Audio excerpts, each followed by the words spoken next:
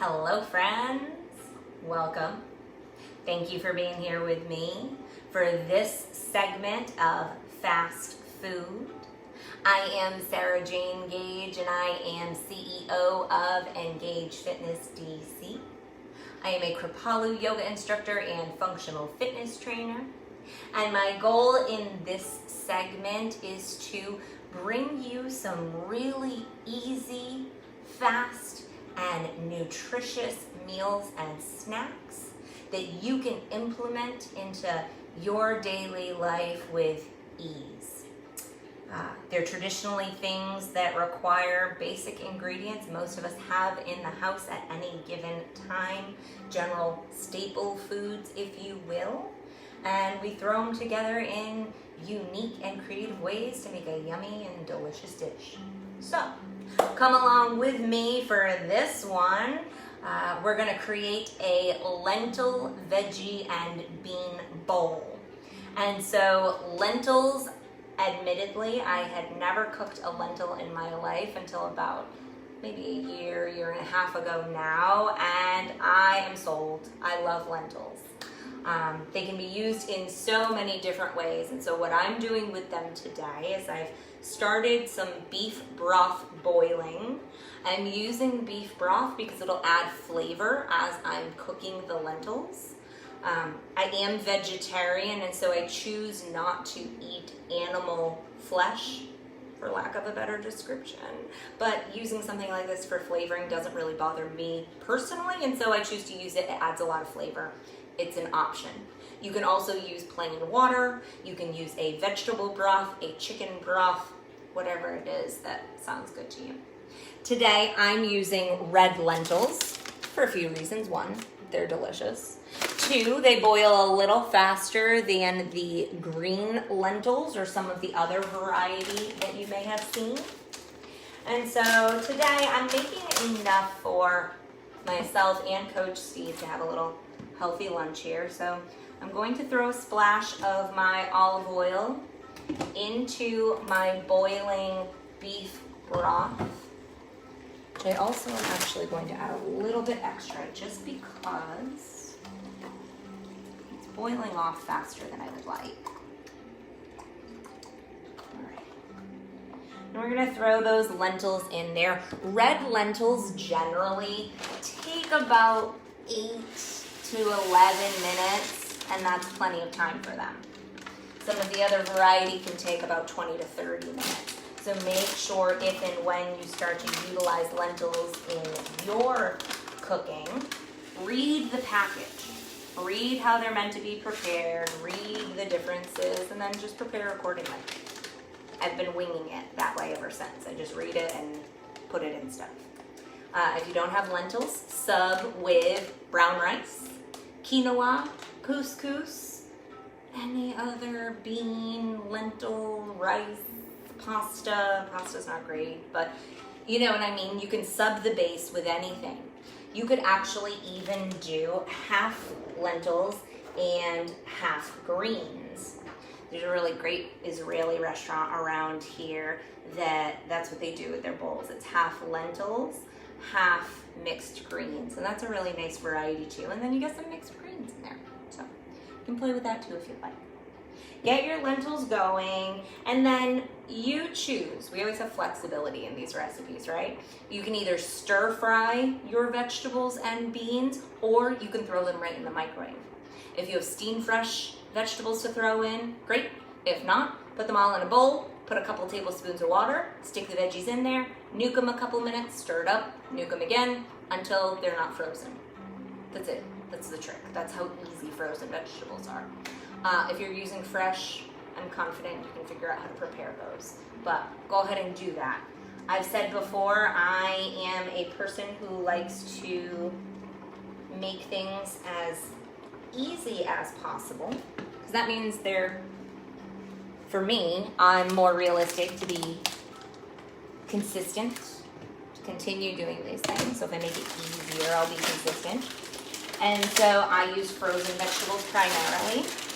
They are just as healthy, if not better, than fresh vegetables oftentimes, because they are frozen at the peak of freshness. And what happens with fresh vegetables is from the second that they're picked, they begin losing nutrient density. So from the time that that zucchini is picked off of the vine to the time it hits your plate, including however it was prepared, those things all affect the nutrient density in your food. So, something to be mindful of. I like to go with frozen. It's convenient. It's easy to keep a freezer full of veggies on hand at all times. And I can have a lot of variety and choice. So the way that I made my choices today, guys, on my veggies, I'm very fancy in how I make these choices. I had a little bit of cauliflower left. That's what has gone into the pan so far. So I threw the leftover cauliflower in there. I'm opening a bag of mixed peppers. They are red, yellow, green, and onion blend. So I'm going to throw some in there for some added color, because one of the simple nutrition rules we can incorporate is to eat the rainbow. If you aim to eat the rainbow of whole foods, you'll be doing all right with vegetables, nutrients, and minerals. And then the last bit of vegetables I'm adding, again, just sheer convenience, guys. That's all that's informing this. Peas and carrots are open. So we're putting some peas and carrots in with my peppers and cauliflower. All of these things can be the same as what I'm adding. They can be different. They can be one vegetable, 2 vegetables, 6 vegetables. There's no rhyme or reason to it. It's finding what tastes good for you, what you have on hand, and how colorful can you get. That's how I make my choices. But that's because that's what works for me. Find what works for you. Do it. Because the best thing you can do is to be consistent. So every once in a while I'll get a question like, well, what's the best kind of protein? Like if I'm going to eat the best, I'm going to eat the best of this thing. And protein's just an example. I need the best of this fruit, the best of this vegetable. What's the best one, right? It's the one that you're going to eat most often. It's the food you're going to eat most often. It's the workout you're going to do most often. It's the thing where you're going to be consistent. That's what's going to benefit you. We're looking for consistency. Doesn't matter if you go for a 5-mile run one day and you don't go again for a month. I mean, it's good. It's better. Well, it's all right. It's better than nothing, we'll say. But you're way better off running 5 minutes every single day than banging out those 5 miles that one time. So, mental food for thought. So as these vegetables start defrosting and cooking up here, add your spices. As you spice and season, my suggestion is be mindful of your nutrition goals. So for me, I try to stay away from heavy sauces, creams, cheese, etc. for a few reasons. One, the caloric value in those things tends to be very high. And additionally, my system doesn't like lactose these days. And so I choose to stay away from it because I know how it affects me. I don't like how I feel. You season it how it works for you. I'm choosing to add some minced garlic. That's my go-to for probably everything I cook, honestly. There's garlic in everything. From there, you decide what else you add. I'm going to choose to add a little bit of powdered onion, some salt, just a little splash, because again, less is more with these things. We can always go back in and add it when we taste it. And just give it all a stir. You want to grab a can of beans and drain those, rinse them. The beans are going to give us a little added protein to this veggie, lentil, and bean bowl. And so there's my veggies. And it's just veggies of your choosing. Mine are convenience/color. So I have cauliflower, peppers, onions, peas and carrots. And my lentils are finishing up here. I've added a little extra water a couple of times because it burned off faster than I anticipated. And I always make more than I planned. That's just how it goes. I'm gonna throw the beans in last because they are cooked. I'm just looking to heat them up. For today, I'm using a tri-bean blend. And again, no rhyme or reason other than it's in the cabinet. It's what I have. I like these beans. They sound like they'll be good with it. You find what works for you. Any of these recipes that I make with you guys are very, very flexible because for me, that's what works in my life. I am not a person who realistically can follow a recipe every day and have very specific measurements. That's not fun for me, it's not enjoyable, and it causes a lot of unneeded stress that I don't need. So I do dishes like this where I can sub this and tweak that and wing it here and, you know, whatever. A little more lifestyle friendly for me. So my veggies and beans are all warmed up. My lentils are good here. I'm just gonna drain the little bit of extra water and beef broth off of there. And so keep in mind, if you use a broth to boil your lentils or anything else in, your brown rice, pasta, etc., keep in mind that that adds flavor and it oftentimes adds sodium.